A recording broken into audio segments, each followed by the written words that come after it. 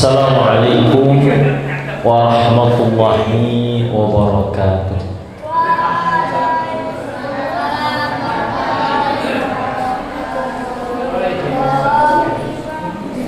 Innal hamdalillah nahmaduhu wa nasta'inuhu wa nastaghfiruh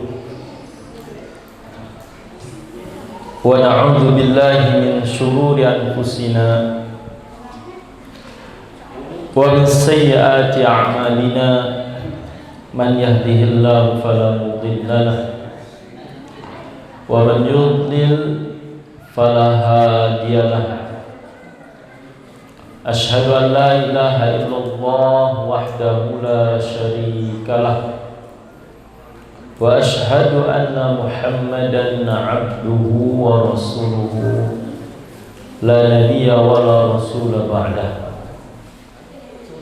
Para hadirin dan hadirat, kaum muslimin yang sama-sama kita mengharapkan ridha serta rahmat Allah Subhanahu wa taala. Alhamdulillah, kita memuji dan bersyukur kehadirat Allah Subhanahu wa taala atas limpahan nikmat serta karunia-Nya kepada kita semua yang begitu sangat banyak dan sangat melimpah, sehingga andai saja kita menghitungnya, pasti kita tidak akan pernah mampu untuk menghitungnya. Wa in ta'uddu ni'matallahi la tuhsuha. Apabila kalian menghitung nikmat Allah Subhanahu wa taala, niscaya kalian tidak akan dapat untuk menghitungnya. Maka dari itu patut kita syukuri atas nikmat yang telah Allah berikan kepada kita semua ini, terutama nikmat iman, nikmat Islam, nikmat kesehatan, nikmat diberikan taufik dan kemudahan Allah Subhanahu wa taala untuk bisa duduk bermajlis ilmu di tempat yang mulia ini. Mudah-mudahan sebagaimana Allah Subhanahu wa taala telah mengumpulkan kita di tempat ini menjadi sebab kita dikumpulkan kembali oleh Allah Subhanahu wa taala di dalam surga Firdaus al-A'la.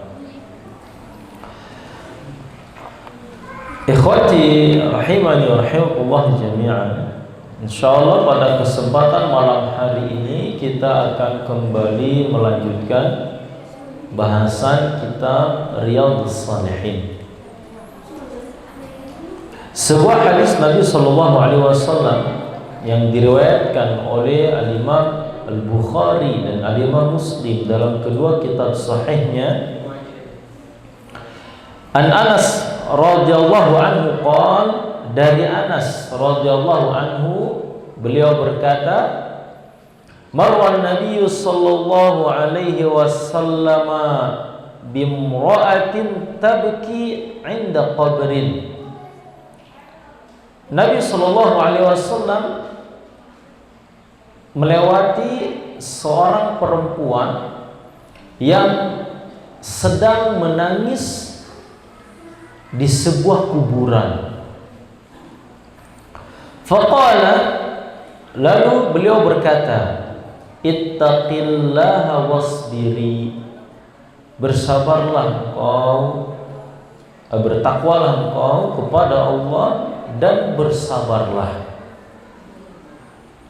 Faqalat, lalu wanita tadi berkata, ilaika anni fa innaka lam tusab bi musibati, menjauhlah kamu dariku. Ya, dia berani mengatakan itu kepada Nabi, ya, karena tidak melihat, ya, tidak tahu kalau yang menegurnya itu Nabi.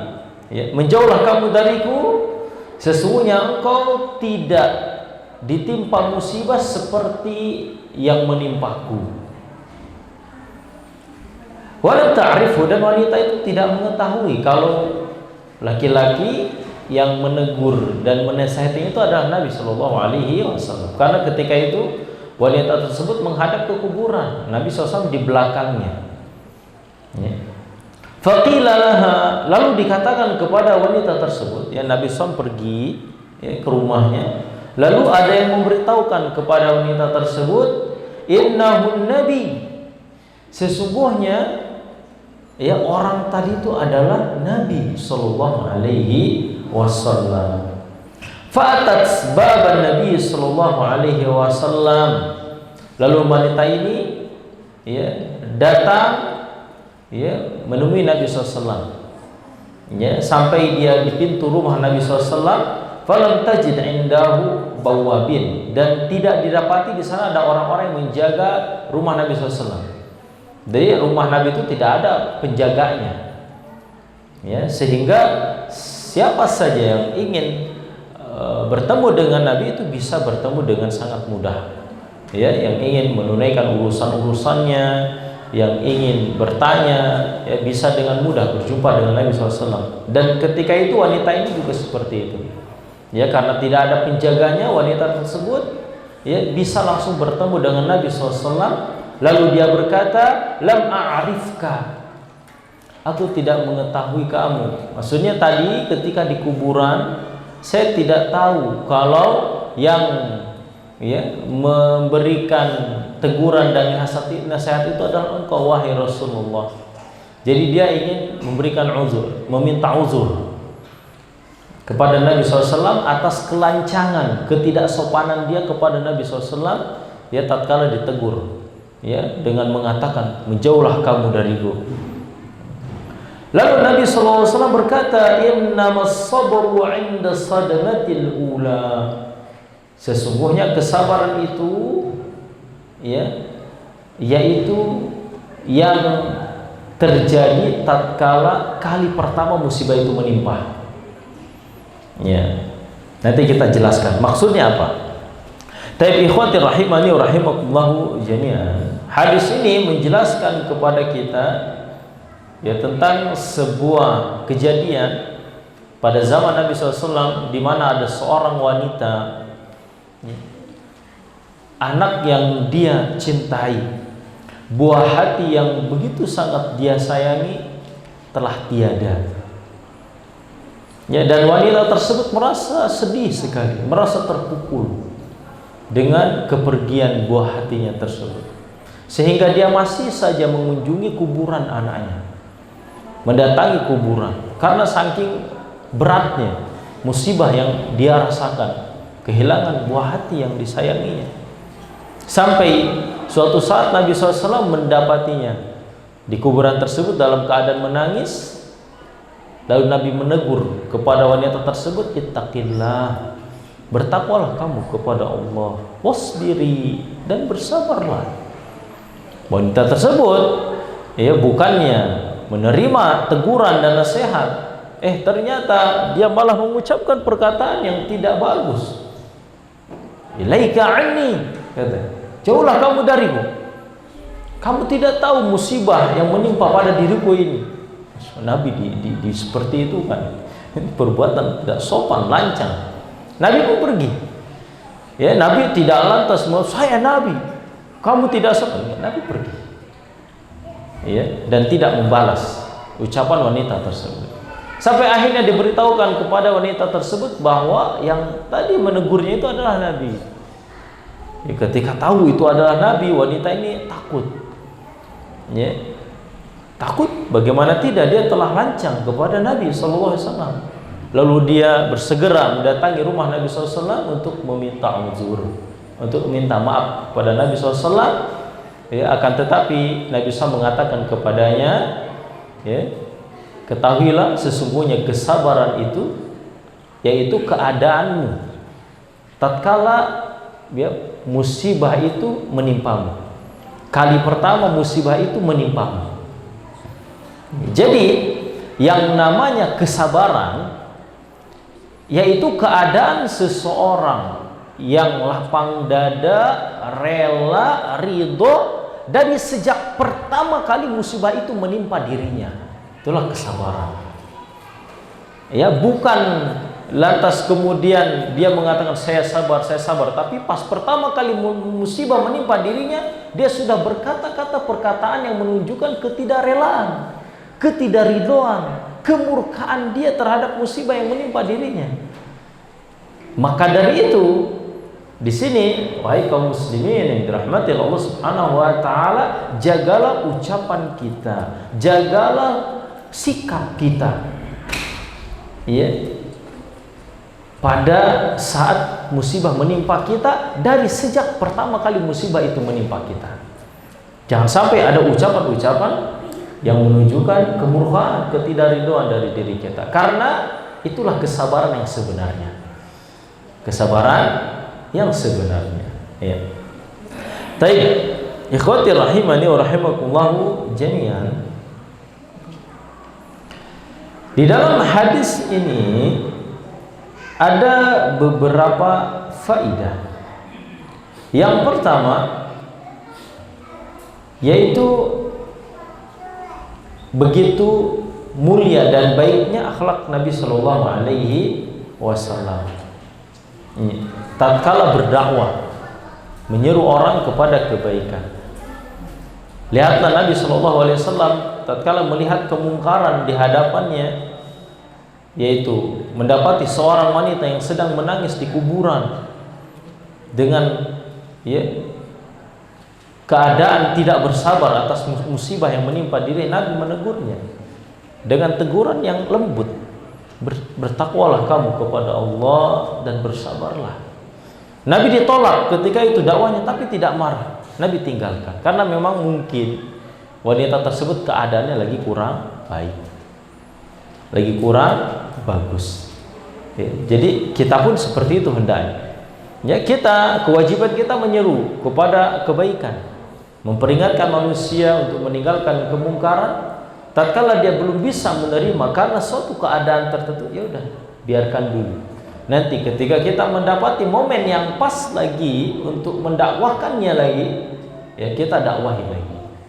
Ya, di mana wanita ini datang kemudian kepada Nabi meminta udzur. Nah, di sini Nabi SAW lantas berdakwah lagi, menyampaikan lagi, ya, memberikan pemahaman lagi kepada wanita tersebut tentang kesabaran. Bahwa kamu, wahai wanita, ya, hendaknya kamu bersabar dari sejak kali pertama musibah itu menimpa. Adapun sekarang kamu sudah berkata perkataan yang menunjukkan ketidakrelaan, sekarang sudah tidak dianggap lagi sebagai sebuah kesabaran. Ya, itu hanya sekedar tasalli saja, menghibur diri, ya, atau ingin seakan-akan terlihat sabar. Walaupun memang, ya, tentunya, ya, orang yang lantas kemudian berusaha memperbaiki diri, ya, untuk bersabar walaupun pertama kalinya, ya, seakan-akan kurang sabar, itu tetap masih, ya, memiliki keutamaan daripada sama sekali tidak bersabar atas musibah yang menimpa diri. Tapi usahakan, ya, kesabaran itu kita lakukan dari sejak pertama kali musibah itu menimpa kita. Maka dari itu hendaknya tatkala musibah yang menimpa kita langsung yang kita ucapkan itu apa? Inna lillahi wa inna ilaihi raji'un. Sesungguhnya kita adalah milik Allah dan kita akan kembali kepada Allah Subhanahu wa taala. Ucapan ini merupakan ucapan yang dapat menenangkan hati kita, yang dapat menjadikan hati kita rela, ridho atas musibah yang telah menimpa kepada kita. Karena tidak ada apapun yang ada di dunia ini, ya, berupa kejadian-kejadian, musibah, wabah dan yang lainnya, melainkan semua itu atas kehendak Allah Subhanahu wa taala. Semua itu telah ditetapkan oleh Allah Subhanahu wa taala, baik itu yang kecil ataupun yang besar. Kemudian juga rahimani wa rahimakumullah jami'an, tentunya faidah yang kedua yaitu faidah agar kita bersabar, ya, tatkala ditimpa musibah. Dari sejak pertama kali musibah itu menimpa kita. Kemudian faidah yang ketiga yaitu annal insana yu'daru bil jahli sawa'un akana jahlan bil hukmi syar'i am jahlan bil hal. Yaitu bahwasanya seorang itu dia diberikan uzur tatkala melakukan suatu kesalahan dikarenakan dia tidak mengetahui akan kesalahan yang dilakukannya itu. Baik karena memang dia belum tahu hukum syar'inya atau dia belum mengetahui keadaannya. Di mana wanita ini dia melakukan sebuah kesalahan. Dia membantah nasihat Nabi Shallallahu Alaihi Wasallam. Tatkala ditegur oleh Nabi SAW, tetap saja tidak bersabar, dan itu dimaafkan oleh Nabi SAW. Ya karena dia tidak tahu kalau yang mengatakan itu adalah Nabi Shallallahu Alaihi Wasallam. Karena ketahuilah, andai saja ada seseorang yang telah jelas kepadanya datang perintah Nabi SAW, teguran Nabi SAW untuk dirinya, perintah untuk melakukan kebaikan, larangan untuk melakukan keburukan, lalu dia tolak mentah-mentah perintah Nabi SAW tersebut. Kalau di zaman Nabi, ya nabinya langsung seperti ini. Kalau wanita itu tahu yang mengatakan itu Nabi, lalu dia tolak mentah-mentah, ketahuilah ini adalah sebuah kekufuran, menolak perintah Nabi SAW, sebuah dosa yang sangat besar.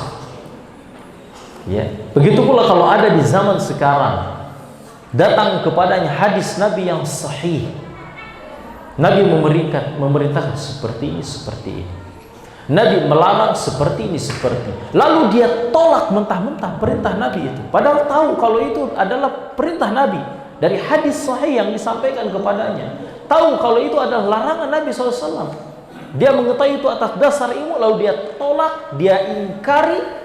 Hati-hati, ini bisa menjadi sebuah kekufuran, bisa menjadi dosa yang sangat besar. Tapi kalau itu terjadi karena tidak tahu, ini masih bisa dimaafkan, masih bisa dimaafkan.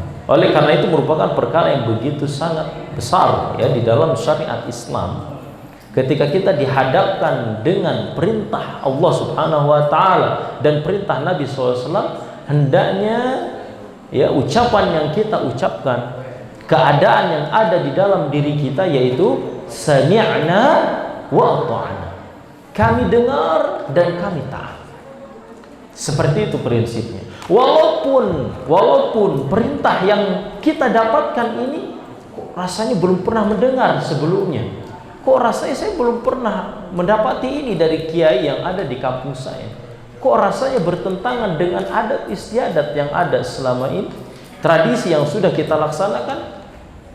Abaikan itu semua, lakukan perintah Nabi SAW, jauhi larangan Nabi SAW. Kalau sudah tegak hujah kepada kita, telah jelas dalil datang kepada kita, hendaknya kita mendahulukan hujah, dalil yang datang kepada kita berupa Al-Quran dan hadis Nabi SAW.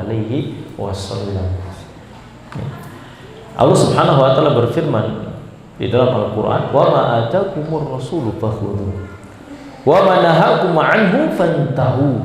Apa yang datang dari Rasul, apa yang dibawa oleh Rasul, yaitu Nabi Muhammad SAW, maka ambillah, dan apa yang dilarang olehnya maka jauhilah. Itu prinsipnya. Dengan begitu kita akan selamat, kita akan masuk ke dalam surga dan tidak akan pernah tersesat. Nabi SAW dalam sebuah hadis yang beliau pernah bersabda, taraktu fikum amrayni in tamassaktum bihima lan tadillu abada. Aku meninggalkan untuk kalian dua perkara, jika kalian berpegang teguh pada keduanya maka kalian tidak akan tersesat. Kitab Allah wa sunnati. Kitab Allah yaitu Al-Quran dan sunnahku yaitu sunnah Nabi SAW, hadis-hadis Nabi SAW. Kemudian kaum muslimin yang dirahmati Allah Subhanahu wa Ta'ala, hadis yang baru saja kita sebutkan juga mengandung faidah annal buka 'indal qabri yunafis sabra, bahwasanya menangis di kuburan itu ini menafikan kesabaran. Orang yang menangis-nangis di kuburan itu ini menunjukkan bahwa dia tidak sabar, bahwa dia tidak bersabar. Gak boleh. Maka dari itu Ya, siapapun yang meninggal, baik dia anak kita, orang tua kita, ya, ditahan, jangan sampai menangis di kuburan. Menangis boleh, hanya sekedar meneteskan air mata, itu biasa. Tapi kalau sampai meraung-raung, nangisnya lama, tidak mau pergi dari kuburannya, ini menunjukkan bahwa dia tidak bersabar atas musibah yang menimpa diri. Oleh karena itu Nabi SAW mengatakan kepada wanita tersebut, ittaqillaha wasbiri, bertakwalah kamu kepada Allah dan sabarlah, karena memang menangis di kuburan itu menunjukkan ketidaksabaran, terutama kepada kaum wanita.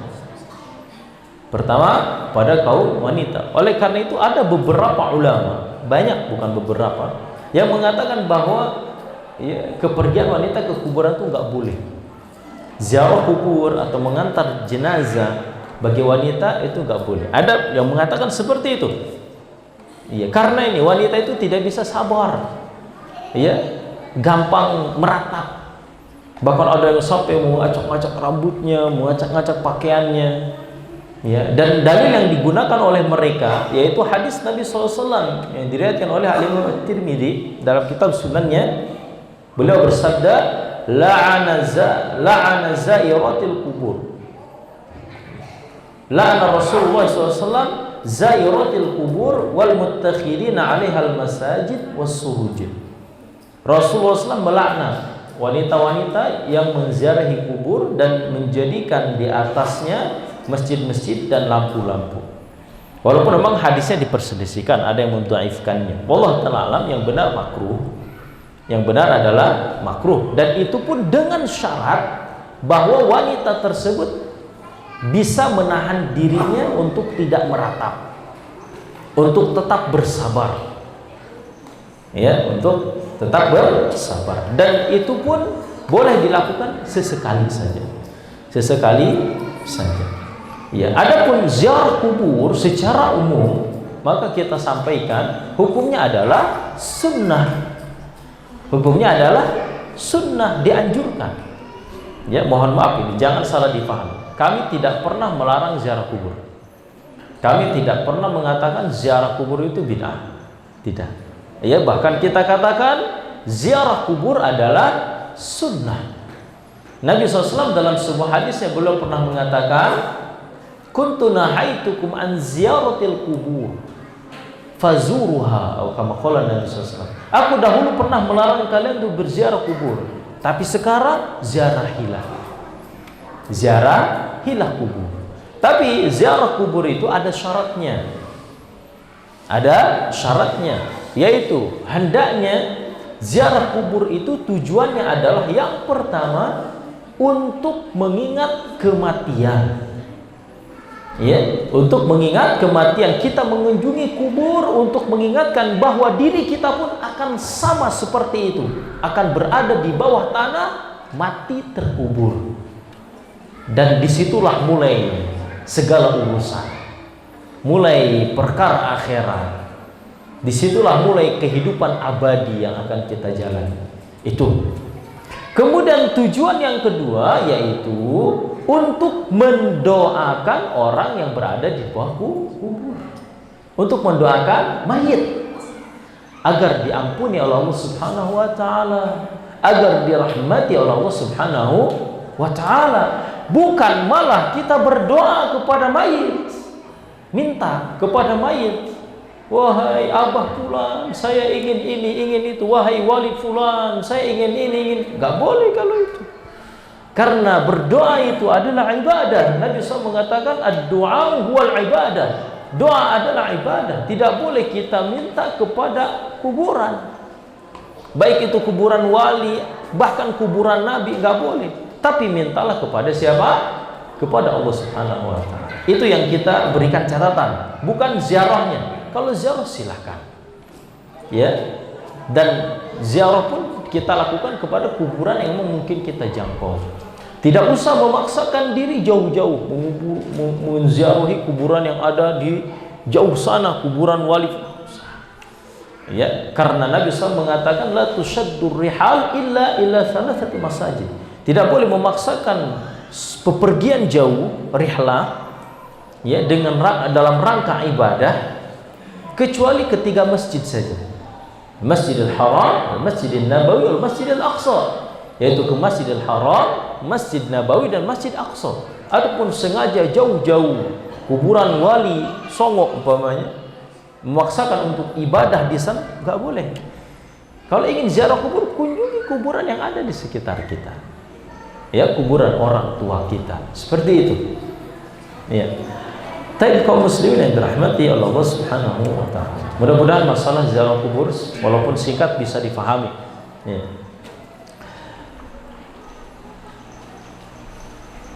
Faidah yang lainnya yaitu bahwa, ya, anna sabra alladhi yuhmadu fa'iluhu as-sabru 'inda sadmatil ula. Kesabaran yang pelakunya dipuji yaitu kesabaran di kali pertama musibah itu menimpa.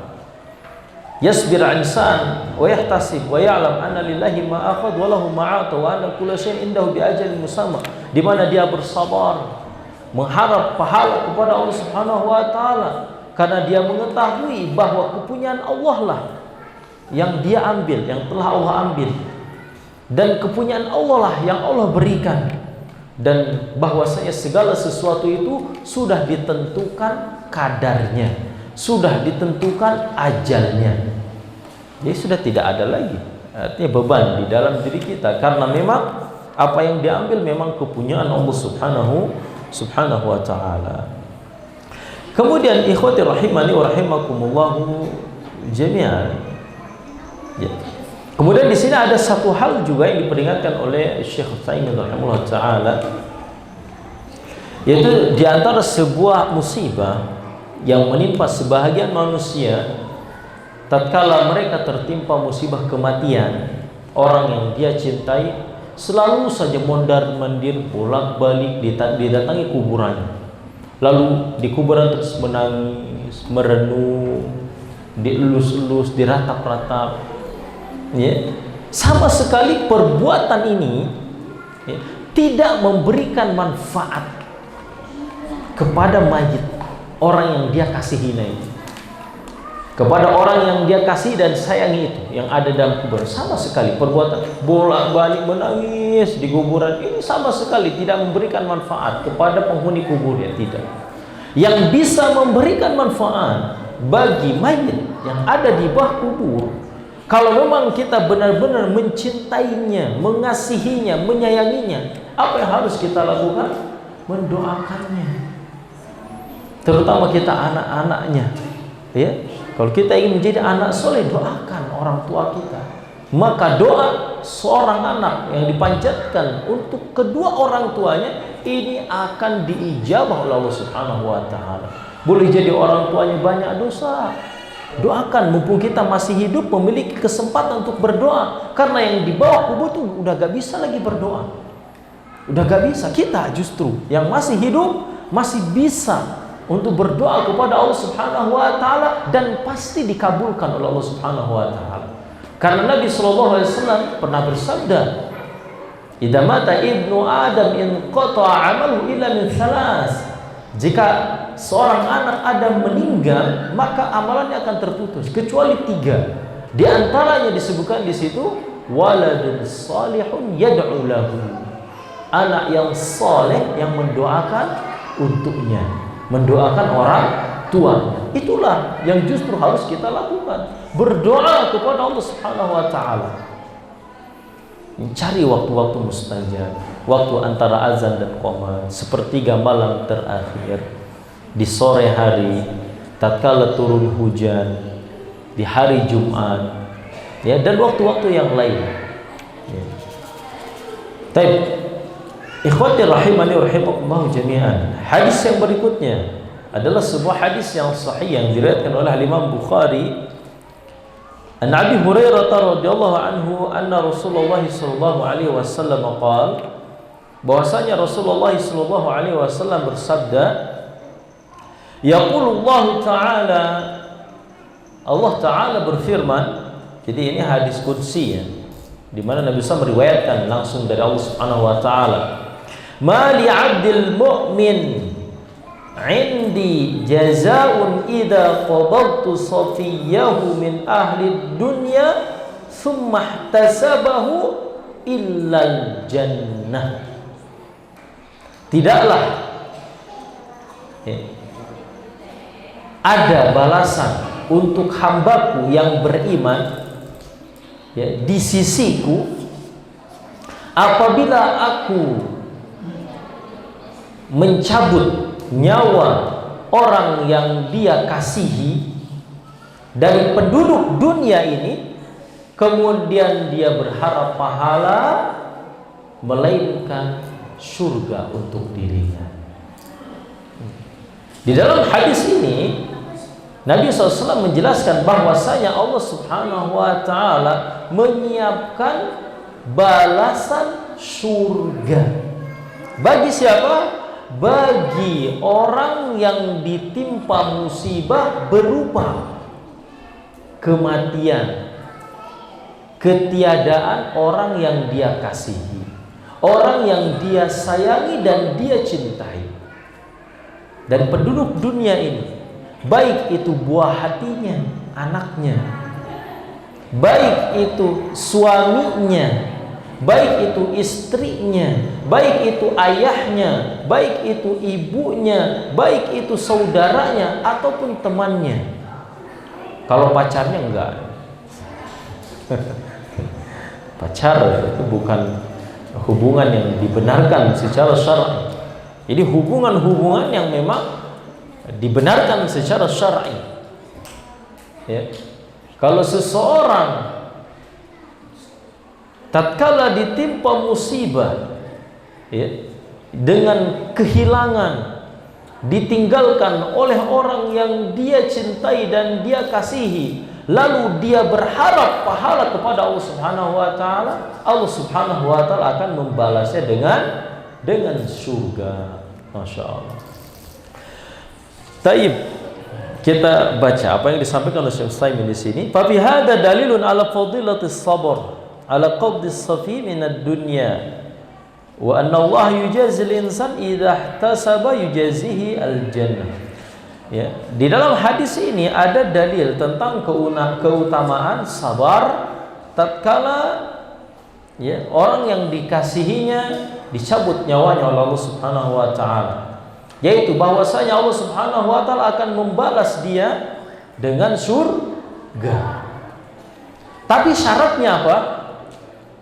Syaratnya apa? Dia harus bersabar. Dia harus mengharapkan pahala dari Allah Subhanahu wa Ta'ala atas musibah yang menimpa dirinya. Jadi ada dua hal yang harus kita lakukan tatkala musibah menimpa kita. Yang pertama bersabar. Bersabar itu artinya menahan diri untuk tidak murka, untuk rela atas musibah yang menimpa kita. Ini sabar.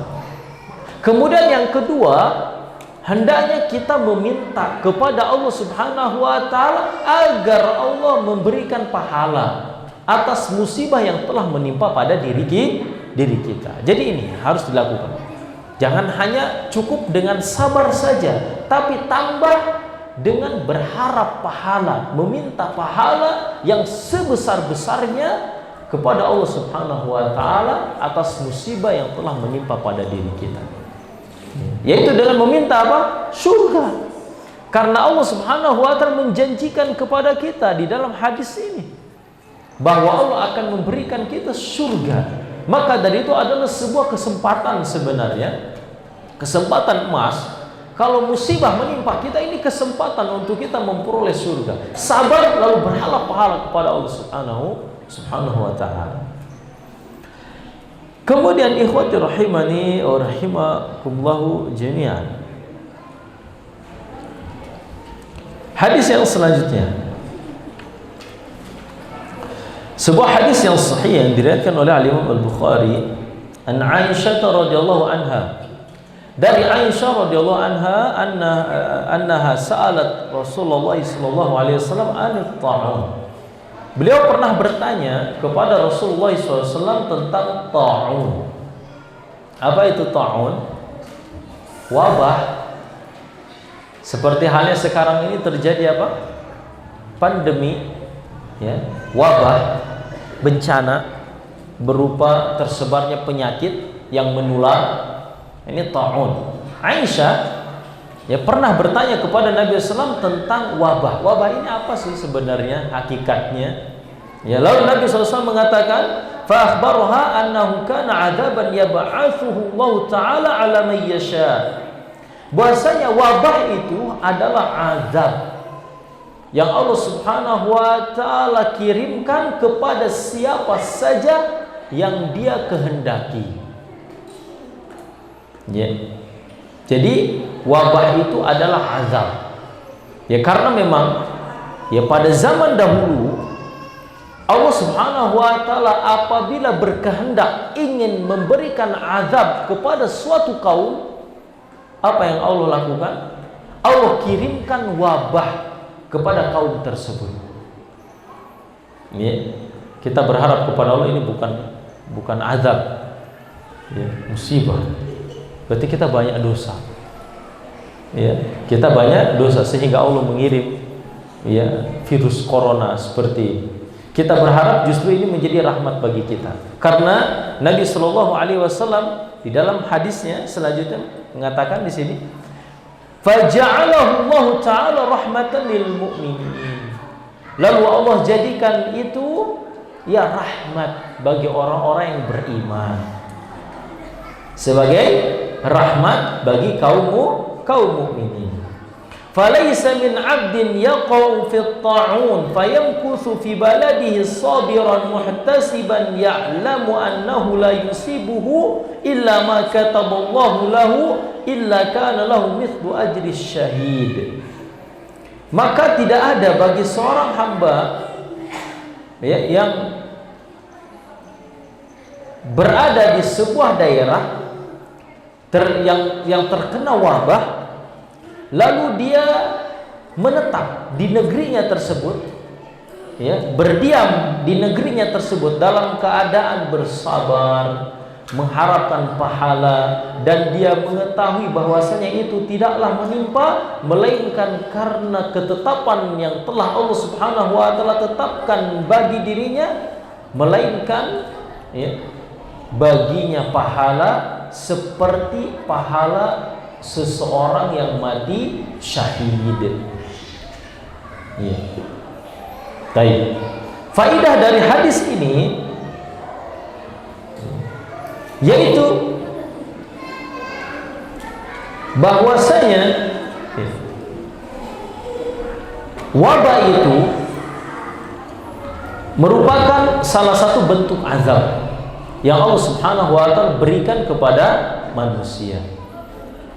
Ya, tatkala mereka banyak melakukan dosa, ya, agar mereka kembali kepada Allah Subhanahu wa Ta'ala, ya, Allah kirimkan wabah. Ya, maka dari itu ikhwati rahimani wa rahimakumullah jami'an, seharusnya ketika kita sekarang berada di musim wabah, di masa pandemi ini, yang kita lakukan apa? Hendaknya bertobat kepada Allah Subhanahu wa Ta'ala, banyak beristighfar kepada Allah Subhanahu wa Ta'ala, karena boleh jadi ini adalah azab yang Allah Subhanahu wa Ta'ala kirim kepada kita dikarenakan dosa-dosa yang telah kita lakukan.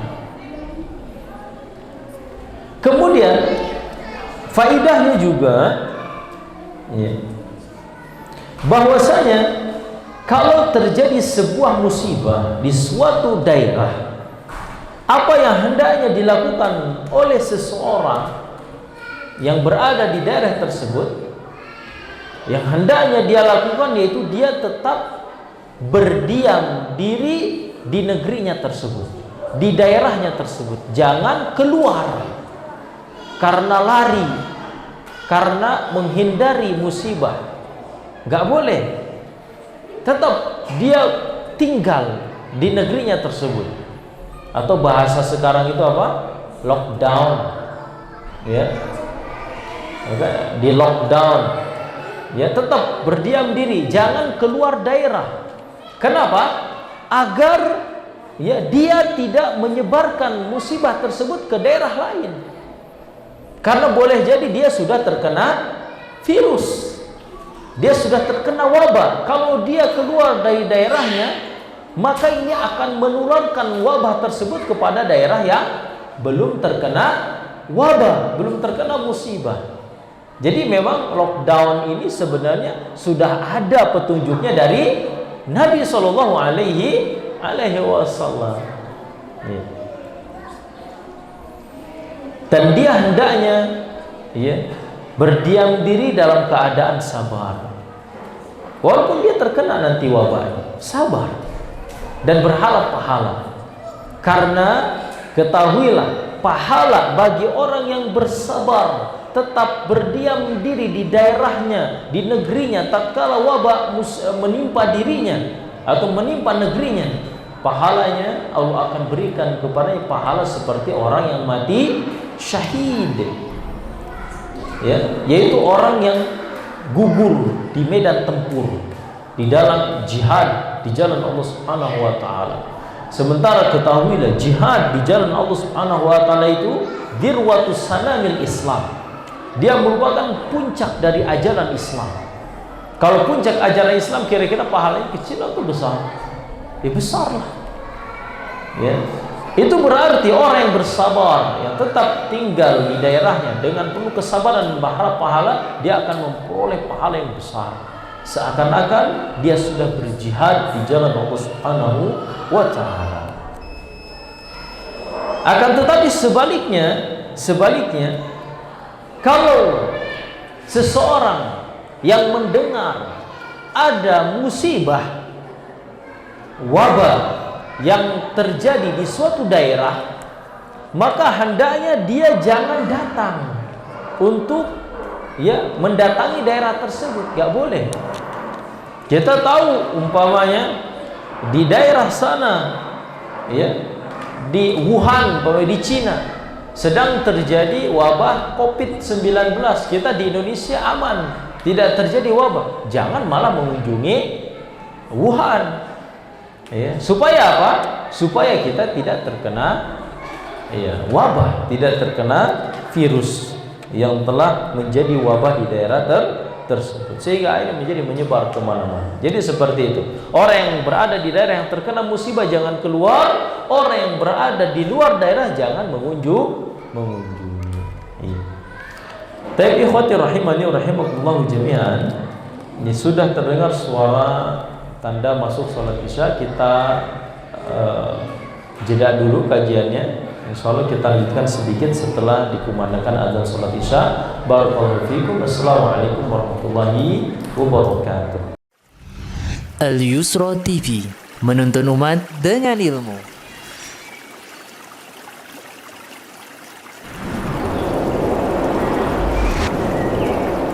Alhamdulillah wassalatu wassalamu ala Rasulillah wa ala alihi wa ashabihi ajma'in, amma ba'd. Kaum muslimin yang dirahmati Allah Subhanahu wa taala, ada satu hadis lagi yang ingin kita ambil. Hadisnya pendek. Sebuah hadis yang sahih yang diriwayatkan oleh Imam Al-Bukhari. Anas radhiyallahu anhu, dari Anas radhiyallahu anhu qala, beliau berkata, sami'tu Rasulullah sallallahu alaihi wasallam yaqul, aku telah mendengar Rasulullah sallallahu alaihi wasallam bersabda, inna Allah azza wa jalla qala, sesungguhnya Allah azza wa jalla berfirman, idza talaitu 'abdi bihabibatayhi fasabara awwadtuhu minhumal jannah yuridu 'ainaihi. Apabila aku menguji hambaku dengan dua hal yang dia cintai, yang dia sayangi, maksudnya dengan hilangnya dua hal yang dia cintai, lalu dia bersabar, maka aku akan mengganti yang dua hal tersebut dengan surga.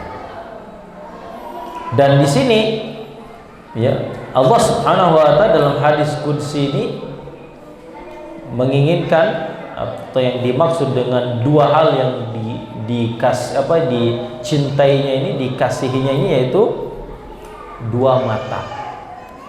kedua mata. Hadis ini menunjukkan kepada kita tentang balasan pahala yang akan Allah berikan kepada orang yang mengalami musibah berupa hilangnya kedua matanya. Maksudnya dia mengalami kebutaan. Yang tadinya bisa melihat tiba-tiba buta, entah karena terkena percikan api, entah karena sarafnya bermasalah, karena sudah semakin tua, atau karena terkena penyakit, terkena katarak. Kalau dia bersabar atas hilangnya penglihatan yang dia miliki, maka Allah Subhanahu wa ta'ala akan mengganti dengan yang jauh lebih baik daripada dua matanya, yaitu apa? Surga.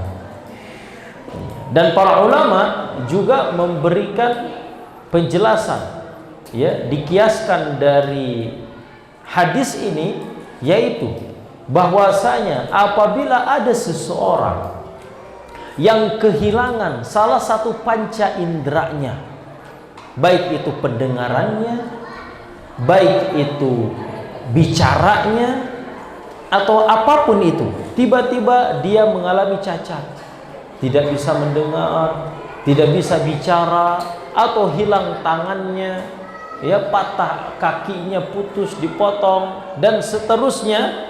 Kalau dia bersabar, dia bisa memperoleh penggantinya, yaitu surga di sisi Allah Subhanahu wa ta'ala. Oleh karena itu bersabar apapun musibah yang menimpa kita, karena ketahuilah tidak ada musibah yang tidak bernilai, yang sia-sia begitu saja terjadi, tidak ada makna dan hikmahnya. Enggak ada musibah yang seperti itu, karena musibah tidaklah terjadi melainkan Allah Subhanahu wa ta'ala menghendaki kebaikan pada hambanya tersebut. Allah mencintai hambanya tersebut. Nabi SAW dalam sebuah hadisnya, beliau pernah bersabda, "Idza ahabballahu qauman ibtalahum." Apabila Allah Subhanahu wa ta'ala mencintai suatu kaum, mencintai seseorang, Allah akan uji dia. Jadi musibah, ujian itu adalah bentuk kecintaan Allah kepada kita. Maka dari itu kecintaan ini janganlah diabaikan, disia-siakan. Kita sambut dengan kesabaran, kita sambut dengan keridhaan dan kerelaan atas musibah yang menimpa ini, supaya berbuah pahala. Jangan sampai justru menjadi musibah yang beneran. Sudah tertimpa musibah, tidak bersabar, malah berdosa. Di akhirat kelak. Musibah adalah pengangkat derajat. Musibah adalah penghapus dosa. Boleh jadi musibah ini karena memang baru saja kita melakukan dosa. Karena boleh jadi selama ini kita emang banyak dosa. Pernah, pada zaman Nabi SAW ada seseorang, dia itu sebenarnya nggak terlalu sengaja sih, ada melihat wanita, saya tidak sengaja. Tiba-tiba tidak lama kemudian ada sesuatu yang menimpa kepalanya sehingga dia berdarah. Lalu dikatakan kepadanya, itu adalah hukuman, azab yang Allah segerakan untukmu. Jadi kalau seseorang Allah berikan hukuman, musibah, musibah baik penyakit ataupun luka, itu adalah penghapus dosa untuk dirinya, agar nanti di akhirat kelak dia sudah tidak usah lagi dihukum, sudah tidak usah lagi diazab, karena sudah dibersihkan di dunia ini. Dan itu lebih baik. Kalau kita diberikan penggugur dosa dengan ditimpa musibah di dunia ini, itu lebih baik, daripada nanti dihukum di akhirat. Karena hukuman akhirat itu lebih berat. Hukuman di dunia sekalipun itu menyebabkan hilangnya nyawa itu tidak seberapa dibandingkan dengan hukuman di akhirat. Maka itu sebenarnya sikap yang paling bagus kalau kita ditimpa musibah, yaitu apa? Bersyukur. Tapi itu tidak dilakukan kecuali oleh orang yang memiliki keimanan yang begitu sangat tinggi kepada Allah Subhanahu wa ta'ala. Tapi mudah-mudahan apa yang kita sampaikan bisa bermanfaat untuk kita semua sehingga kita amalkan dalam kehidupan sehari-hari. Wallahu taala a'lam bishawab. Baik. Masya Allah, ada pertanyaan. Baik.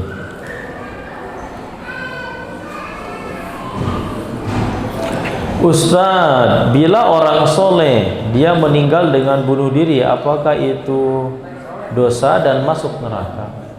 Orang soleh itu gak mungkin bunuh diri. Ya, dengan bunuh dirinya saja ini menunjukkan bahwa dia itu bukan orang soleh. Ya. Maksudnya mungkin pertanyaannya dia itu suka sholat, ya kelihatannya ahli ibadah, tapi kok bunuh diri? Itu maksudnya gitu mungkin. Ya, kalau dia rajin ibadah, rajin sholat, tapi dia akhiri nyawanya dengan bunuh diri, ini khawatir amalan-amalan ibadah yang selama ini dia lakukan hilang sirna. Karena ketahuilah innamal a'malu bil khawatim. Sesungguhnya amalan itu tergantung ujungnya. Kalau ujungnya bunuh diri, maka tentu ya kita katakan secara umum dia berdosa dan terancam masuk ke dalam neraka. Karena Allah mengancam orang yang bunuh diri dengan azab neraka di akhirat kelak berupa azab ya sebagaimana dia membunuh dirinya.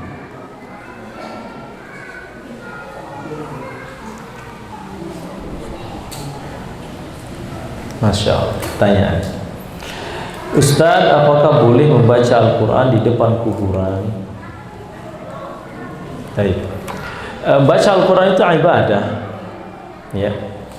Dan tempat ibadah itu banyak, ya, di muka bumi ini, ya, yang aman dari segala bentuk penyimpangan, terutama di masjid, terutama di rumah. Ini tempat untuk kita banyak membaca Al-Quran. Ya. Adapun kuburan dia bukan tempat untuk baca Al-Quran, bukan tempat untuk membaca Al-Quran. Bahkan dikhawatirkan ketika kita membiasakan baca Quran di kuburan ini, ya masuk kepada sebuah pelanggaran. Ya, karena membiasakan baca Quran di kuburan, pada Nabi SAW tidak menganjurkan untuk baca Quran di kuburan. Ya, dan Nabi SAW memberikan isyarat kepada kita di dalam hadisnya agar kita jangan melakukan ritual ibadah di kuburan, baik itu sholat ataupun baca Quran. Ya, Nabi SAW beliau bersabda, nanti kita sampaikan dalam kitab Tauhid, la taj'alu buyutakum maqabir au kubura. Janganlah kalian menjadikan rumah-rumah kalian itu seperti kuburan. Maksudnya apa? Ya, karena kuburan itu di situ tidak ada bacaan Quran, tidak ada sholat, tidak ada ibadah. Dia merupakan tempat yang sepi, tempat peristirahatan orang yang sudah meninggal. Nabi melarang untuk kita jadikan rumah kita seperti kuburan. Artinya Nabi memerintahkan kepada kita agar menghidupkan rumah dengan ibadah. Itu penjelasan para ulama. Agar menghidupkan rumah dengan ibadah, dengan banyak sholat, dengan banyak membaca Al-Quran. Karena itulah ya tempat untuk kita beribadah, bukan di kuburan. Ya, ini isyarat kuat dari Nabi SAW agar kita tidak melakukan ritual-ritual ibadah di kuburan. Ya, kuburan itu hanya tempat tadi kita sampaikan untuk kita mengingat kematian. Ya, dan ziarah kubur mendoakan orang yang meninggal. Setelah itu udah nggak ada lagi. Ya, kalau kita ingin berdoa urusan kita, berdoa tempat lain, jangan di kuburan. Karena sama sekali tidak ada keutamaannya berdoa membaca Quran di kuburan, tidak ada satu dalil pun tentang keutamaan baca Quran berdoa di kuburan, sekalipun itu adalah kuburan Nabi SAW, kuburan wali, tidak ada. Ya, jadi jangan ada anggapan ini, terutama bagi orang yang memiliki anggapan nih, kalau baca Quran di kuburan berarti pahalanya cepat nyampe buat mayit. Berdoanya cepat diijabah oleh Allah, nggak ada.